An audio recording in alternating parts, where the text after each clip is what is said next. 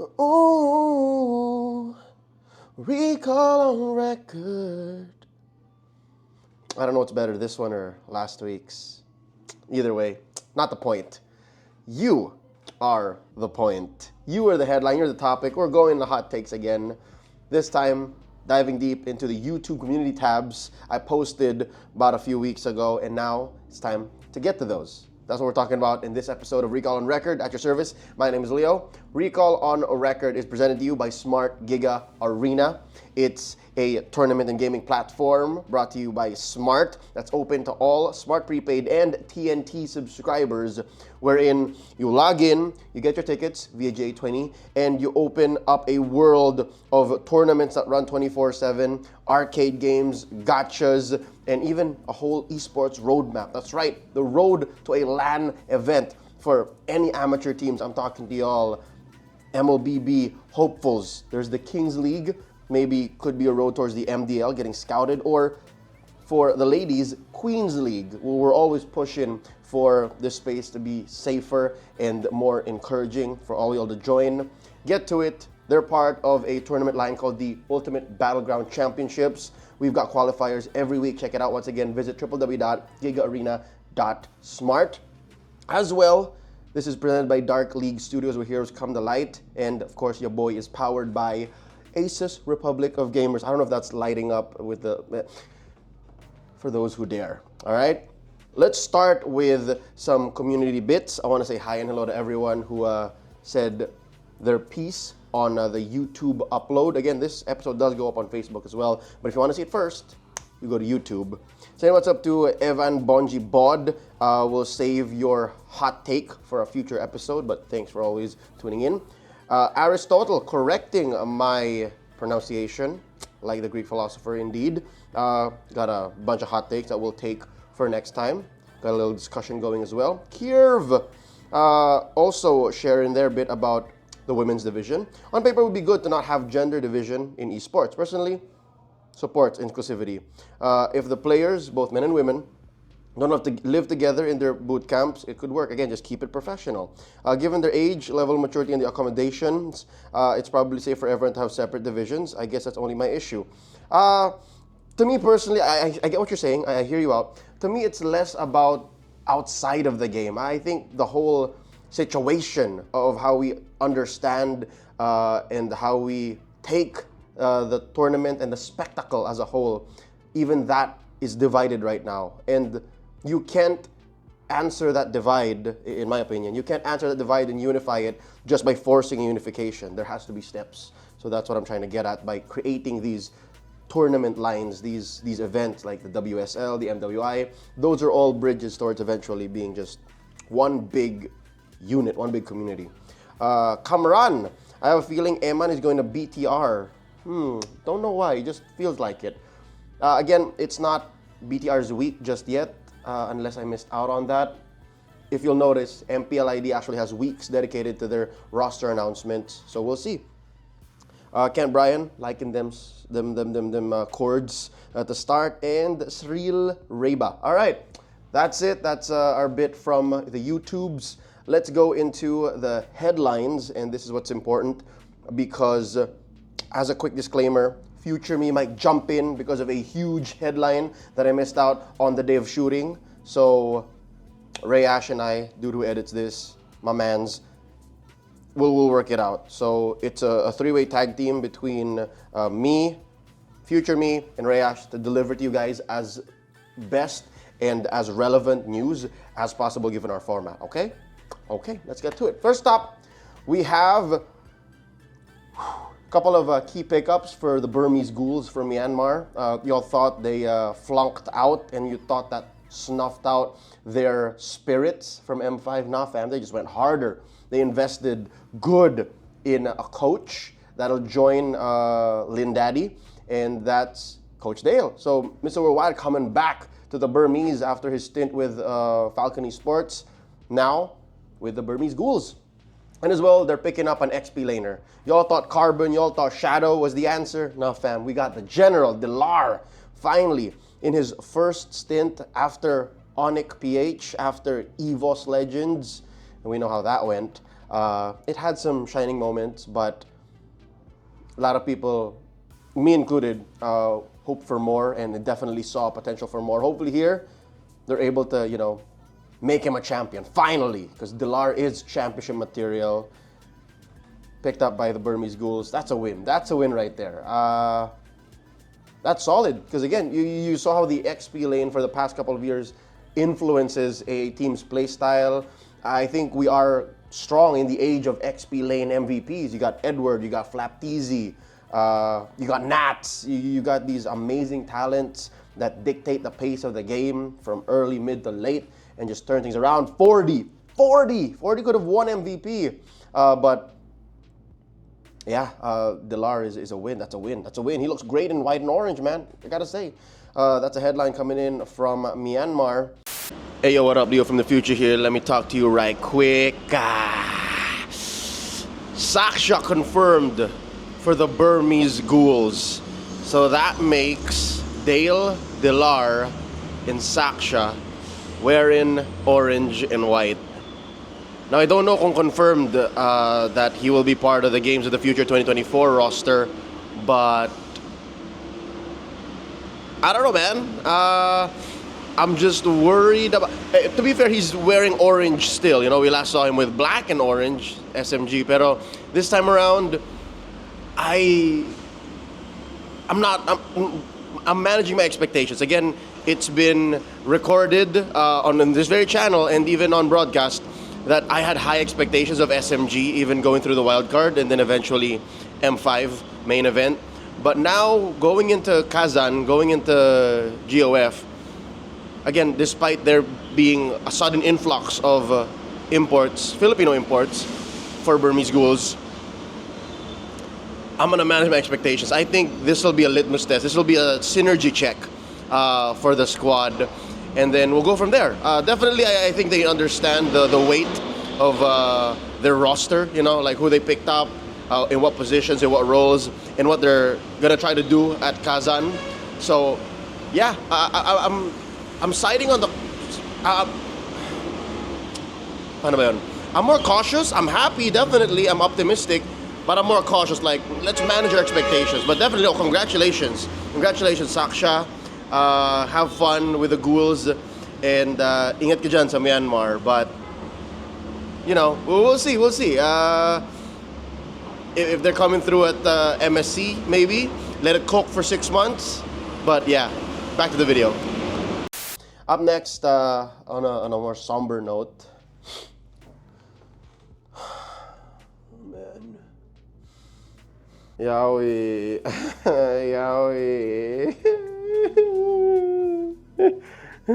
I mean, we all saw this coming, right? We all knew, given what was happening with the Orcas, the House of Highlights, past few months, even leading up to the playoffs, hell, for the majority of Season 12, things weren't going so well with Yawi. And I think this is just a blessing in disguise. Again, all of the good times that we've shared with the Playmaker, with the Lover Boy, with one of the big three. Again, he has so many accolades. The world's greatest Cho player, one of the marquee tanks and roamers in all of the game's history so far.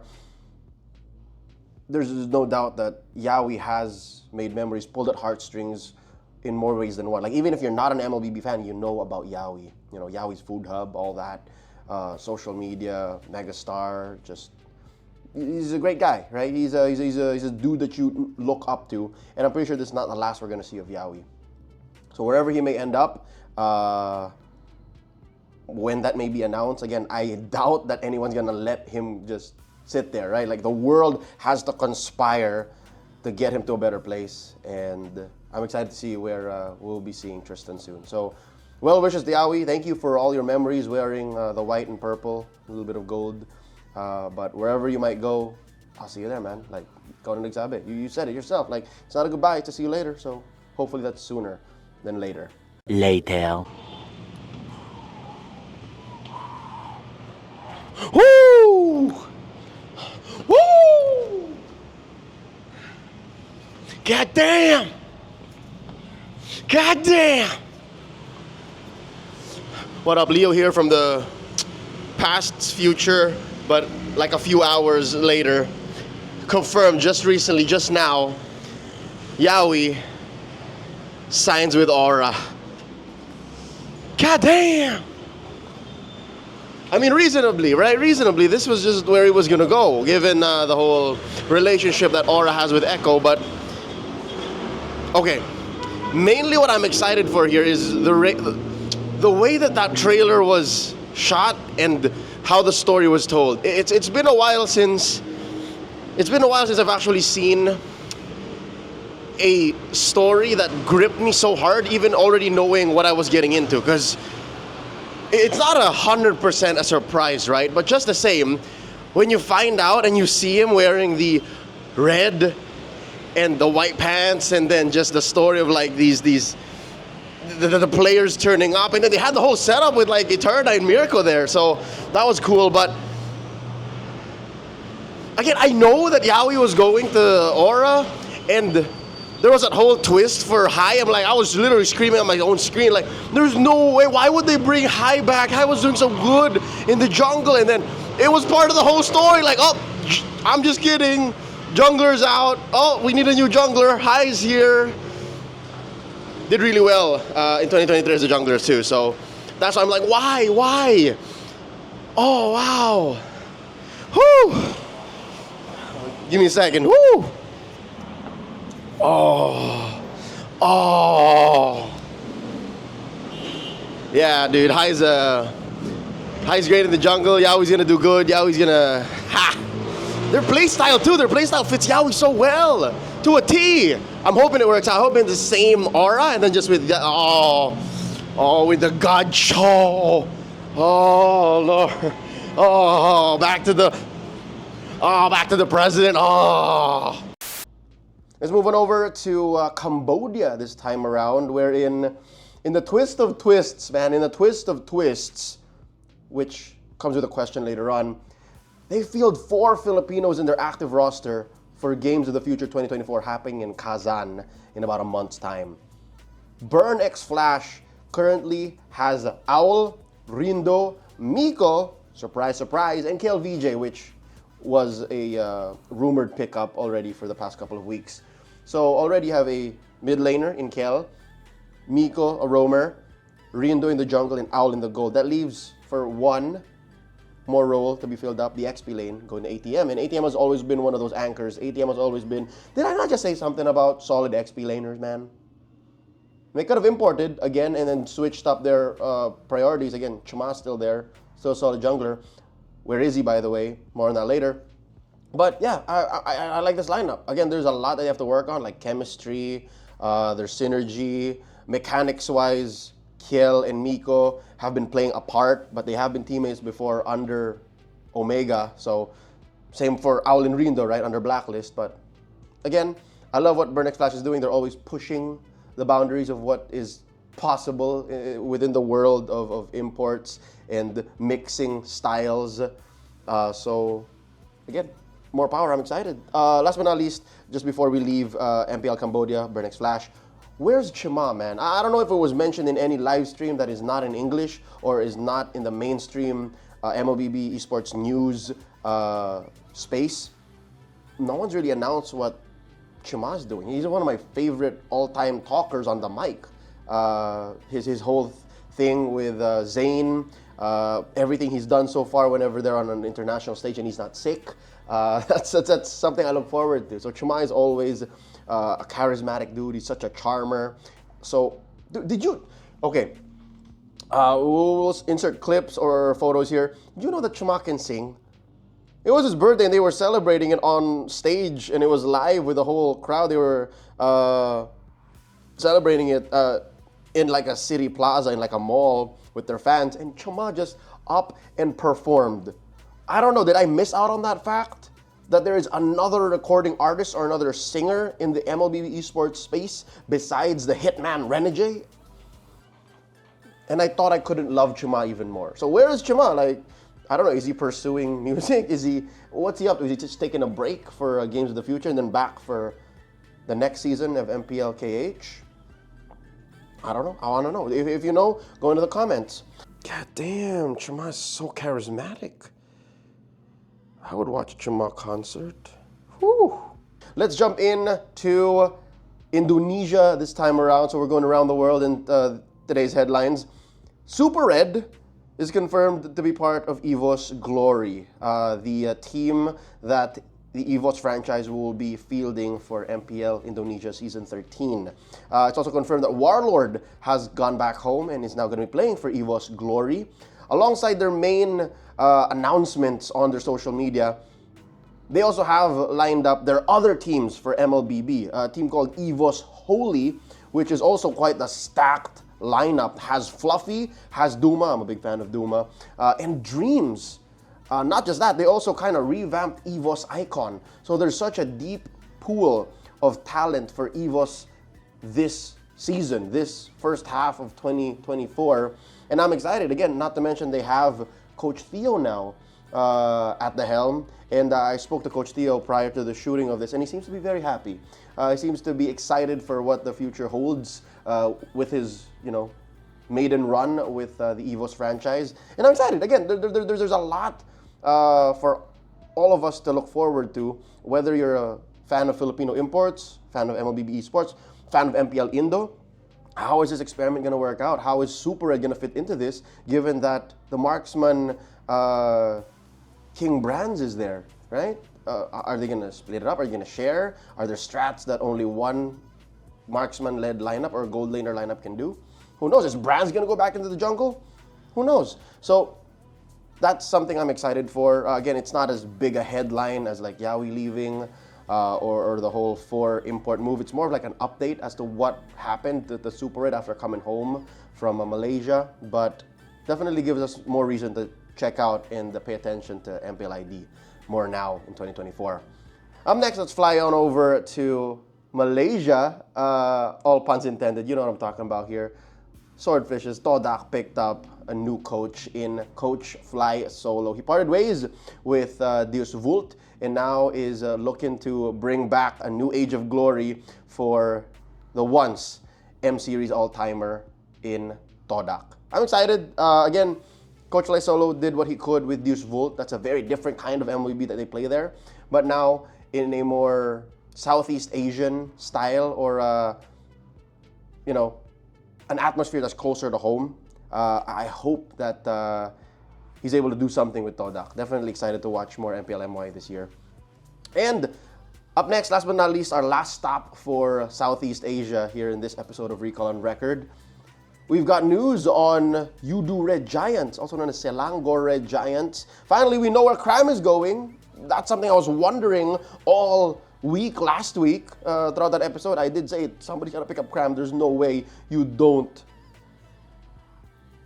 pick up Cram after Onyx released him. So he's found a home in Yudu Red Giants. He's joined by a gold laner that was also recently released by a Filipino franchise in Innocent. So Cram and Innocent flanking the map for Yudu Red Giants, EXP and Gold. I'm excited. I do believe that both of these young athletes have a lot to bring still, even after their short stint in MPL Philippines. They're also joined, by the way, by Yums and Stormy. So some MPL Malaysia all-stars and legends in the making as it is. Of course, led by Coach Ark and their analyst Ozoroveki.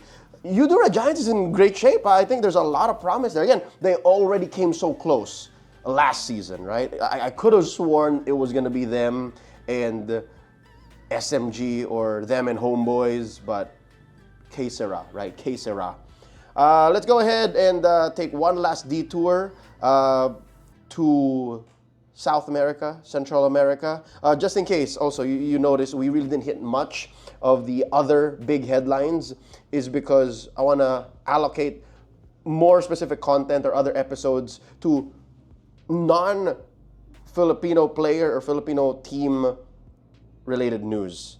So we'll save that for other bits of content. So more reason for y'all to follow me at LeoCastPH. Subscribe to this, by the way, if you're enjoying Recall on Record on a weekly basis. Like it and subscribe. It helps a lot, plenty for sure. Now, real quick, to wrap up the headlines, I want to talk about MPL Latam.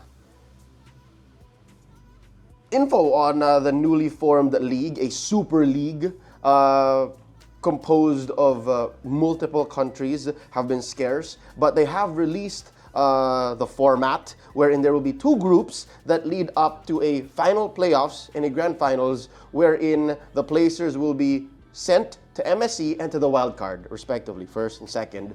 And then they've also announced how Group A and B will be composed. So, I don't know, for the first time in MPL history, again, there have been multi-country MPLs in the past, MPL MENA, MPL SGMY, but for the first time, they are geographically divided. You have Group A with Brazil and Latam North, and then you have Group B that has Latam South. Reasonably, Group A has the bigger prize pool given that the big fish are there. Again, MPL Brazil had their own league for the longest time. And then B might be where the underdogs come from, the true dark horses of the region, of this league. And then they come together. You still have to play through that playoffs, and then eventually you get your finalist and your actual champion. This is interesting. Again, it's cool. You can almost say it's conference-based. You can almost say it's geographically divided, but it's definitely an experiment. It's definitely something that we'll have to let cook and see how it unfolds. I'm excited. I'll be watching MPL Latam, definitely, no doubt. Not just because me and Maus are there, not just because RQ Akira is there, but no, mostly because I want to see how it pans out. And I want to see the broadcast team at work. They're always so fun to watch.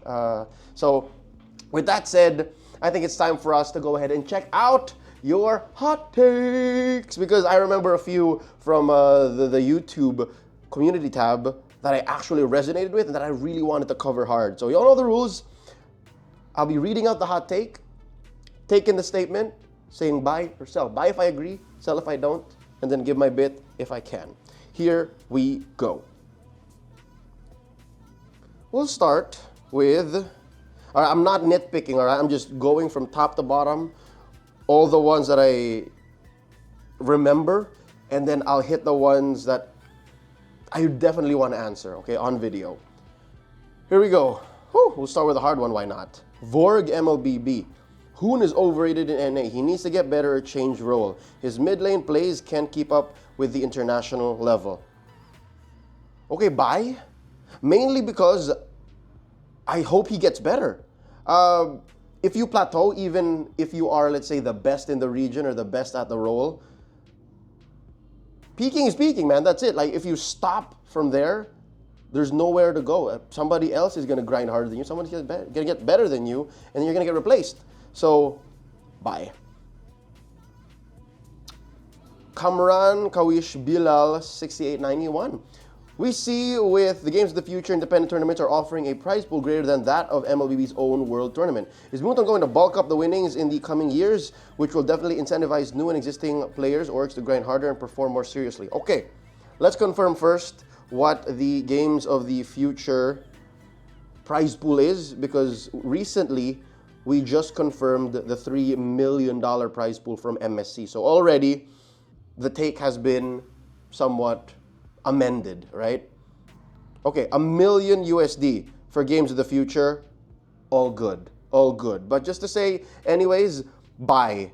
A solid prize pool is always going to be a good way to incentivize and to encourage your community and your competitive body to level up. So buy, just I hope it, again, that's why I said in MSC you can't go back.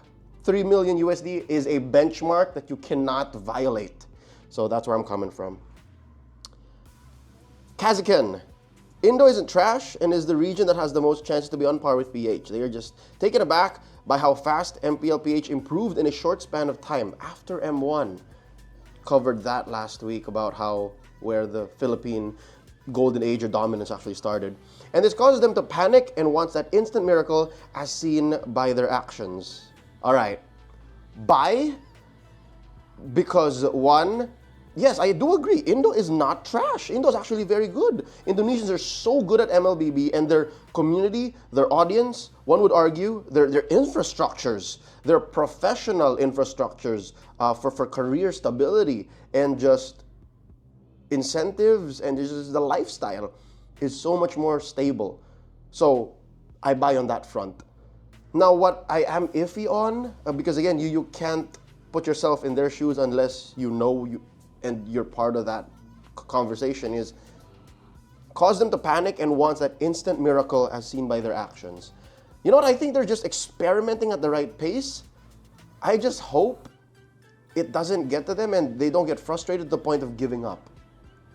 Because one, they tried the whole let's move the whole calendar to support our national team. Two, let's import and then integrate them strongly.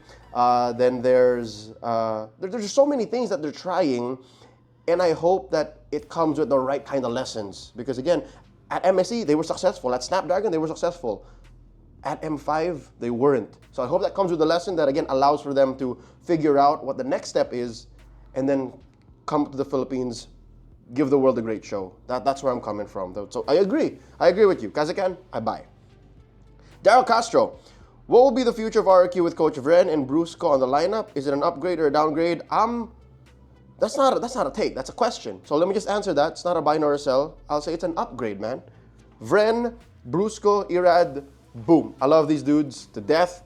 They're amazing. Move on. Kuj Kataro. I think importing players is less impactful than importing coaches. Imported players will be doing the same thing a bit better than the previous one. New coach will make a new system that can make the team play overall better. Imported players will only be as good as they were previously with a coach that knows what to do with them.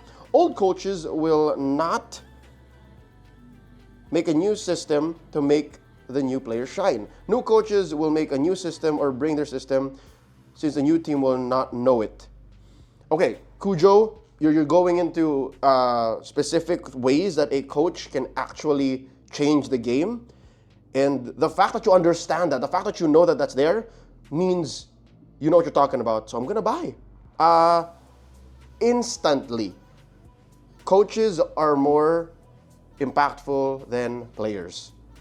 But here comes the caveat. Not to say that I'm disagreeing with you, more of something to consider. Why are we not picking up more coaches? It's because it's more high risk. It's more high risk, high reward than getting a player. Because you said it already, right? A player will be better than the previous one. Automatically, you see that. But if a coach's system doesn't work and a coach can't get all of the pieces together, you wasted a season. You wasted that much salary. You wasted that much time. So, Cujo, that's it. I think we're on the same page. It's just, I want to grow that discussion, right? Harold Palak, VY's comeback for MPL S13. We gotta wait for that new episode of the 8G podcast featuring Wolf. Why is that called the 8G podcast anyways? Why is it called the 8G podcast? Homie can't even get me to meet Ocho Gahaba and dares use his name as his podcast's title? Come on, but no.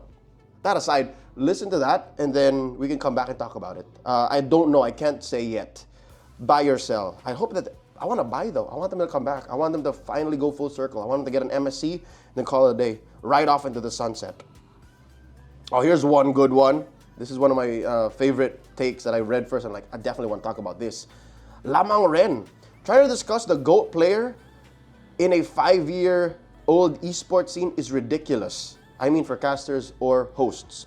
During MPL PH, some casters keep saying Carl Tizzy is the young GOAT when Echo hasn't even secured the M5 slot yet. It would have made more sense if they said it moderately after M4 or MSC if they won it.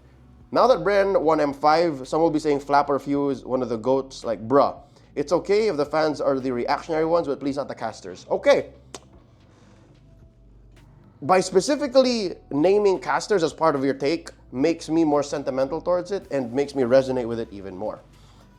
I agree that yes, 5 years is a very short time to be discussing greatest of all time, because again, you have the word time in there, and 5 years in the span of a sport isn't much, but it's what we have. So again, even you understand that if the fans talk about a GOAT, that's okay, but what about the casters? Here's my counterpoint, Lamang Ren. When casters talk about something, we're not just talking as ourselves. We're not just talking as topic experts, former coaches and analysts, or people who put hours of our day into the game, look at news, live and breathe the esports scene. No, we're also talking as windows of the fans. Some of us also just enjoy just sitting down and I kid you not. Some matches I'm like, I'm so happy I'm not casting this. I just want to be a fan. I just want to watch this unfold. Some of those, there's a lot of those matches in a regular season that we just love to enjoy, and that's the fan inside of us. So take this in two ways. Number one, the reason why we do it on broadcast and in our content is why we talk about and pull out these discussions about who's the GOAT in such a young esport is because one is we also really want to know. We want to grow that discussion. Whether or not that's a directive from Moonton, our organizers, our writers, is out of the question. It's because in our heart of hearts, we also just really want to do it for fans. And two is, on broadcast, we want you guys to talk about it. Because we know that it's a conversation that will spark a hot discussion. It's something that will keep going 5 years from now. That's still a young age. 10 years from now, 15 years from now, y'all remember when we started naming Carl Tizzi as the GOAT? Look at this young guy who's won now 3 world championships, right? It allows for us to put benchmarks, milestones in our esports, in our timeline. So, if again, respectfully, if I abided by your hot take, that would be akin to telling a parent, hey man, quit taking pictures of your 5-year-old child. It's just a 5-year-old child. They're gonna achieve more in the next 10, 15 years. Who knows where they'll be when they graduate college. Stop taking pictures of your child. It's useless. Again, we all want to be on the ground floor. That's where we are now. That's what MLBB Esports is. So, again, I hope you understand more a little now. I'm selling here why it's important to talk about these things. So, moving on. Dookie Pookie, I'm not so sure if I cursed. Where is Mobazane going? What's he doing next? Again, not a hot take. You'll know when I know, because most likely one of our clippers, one of the dudes in our community, like Zekild or Snipe or something, like they would know. So I don't know. Maybe I can slide into Zane's DMs and ask him too, but whatever. Okay, here we go. Here's one more hot take that I want to really cover. Ampo says, casters should be required by Moonton to maintain a Mythic rank and play at least 3 to 5 games a week after reaching Mythic. Reason being is for them to not be surprised when teams pick a hero debuting for the season but is already a ban and pick in Mythic RG for days or weeks after a patch. It's kind of annoying hearing some casters surprised why teams pick an unusual hero and sometimes don't even know what lane it will be going. All right. Much like that take by Lamang Ren just a wee bit ago, this resonates with me is because it covers how and what a caster should be saying or how they should be behaving. And let me share with you the principles and the reasons why that actually happens. But to start, number one, Ampo, I agree, yes. As personalities, as representatives of our esport, we should definitely maintain a rank. So yeah, Mythic is baseline. If you wanted to be more strict about it, maybe even Mythic Honor would be okay. I wouldn't be against that because that means there would actually be effort because of the up and down pull of those stars. But to answer your question about why casters act surprised when a team picks a certain hero and then they're not so sure where the lane it's going is, I can't tell you for sure from my end, or rather from other people's ends. Because I can't sit with them at every desk, and I do watch a majority of our broadcasts, if not all, but I can't ask them, and I don't get to ask them immediately why they said what they said. But from my end, from my point of view, maybe 1 in 5, 1 in 10 surprise picks are actually surprise picks. Like not even in ranked games you would see it. Because again, in ranked games, they don't fully reflect what's actually happening in a tournament scene. So unless you're paying attention to scrims or grassroots tournaments, ranked games aren't the best way to dictate how a hero will be performing in a professional setting. And especially when it happens so close to when the patch dropped and broadcast is also very close by. So again, if a patch dropped within this week and then the hero that was adjusted, reworked, or nerfed comes off of the ban list or is allowed for playing the next week, there's very little time in between to prepare for that, right? So that's why it's a legitimate and an actual surprise. So, number two, sometimes we actually know. Sometimes some of us know because we heard or we researched, we scouted from our sources, again, from our friends who are actually in teams, and they say, yeah, no, watch out for this hero, watch out for this role, watch out for this cheese pick. And on broadcast, we just pretend. Because, again, much as I mentioned earlier, we are windows to the audience. If the audience would be surprised, we want one of us on the desk at least to be a surrogate of that fan. We want one of us to go like, no way, no, did he just... See? And sometimes I put myself in that role because I'm the anchor. I'm the one mainly guiding the audience through this experience, so automatically the role of surrogate for the fan falls on me as my responsibility. So that's why we act that out. That's why it's maybe so evident to you whenever we get surprised by a hero and then we're not so sure what role it's going to go, and then we end up asking the analyst, right? Oh man, here we go. Chang is back in the metagame. Wolf, where do you think this hero is going? It's because the analyst would then highlight and emphasize the return of this hero and explain why. And then we would all be smarter for it. That's why. That's why. So at the heart of it, Ampo, I buy. I agree with you. But in the principle and the reasons why, there's a little more to it. So hopefully that opened our eyes more. And last but not least, some dude. Indo lacks good coaches. Unlike PH, we both have good coaches and great players. Cell, I just think we haven't found the next great line of Indo coaches yet. I just don't want to be the one that says there's no good coaches or they're lacking it. I'd like to be more on the optimistic side and say they're out there. We just have to find them. Maybe season 13 is where they show up. And that's it. I've tackled all of the hot takes that we put up on the community tab. Hopefully you enjoyed this episode of Recall and Record. I went in as deep as I could and explained as many of my takes on those as possible. Hopefully you pick something up. Again, I'll see y'all next week. Man, off season is both tiring and just as exciting as ever. But with that said, hopefully y'all have a great weekend. Peace out. Follow me at social media, AlioCastPH. Y'all know the drill. Shout outs to Smart Giga Arena, Dark League Studios, and ASUS Republic of Gamers. Once again, my name is Leo, at your service. Peace!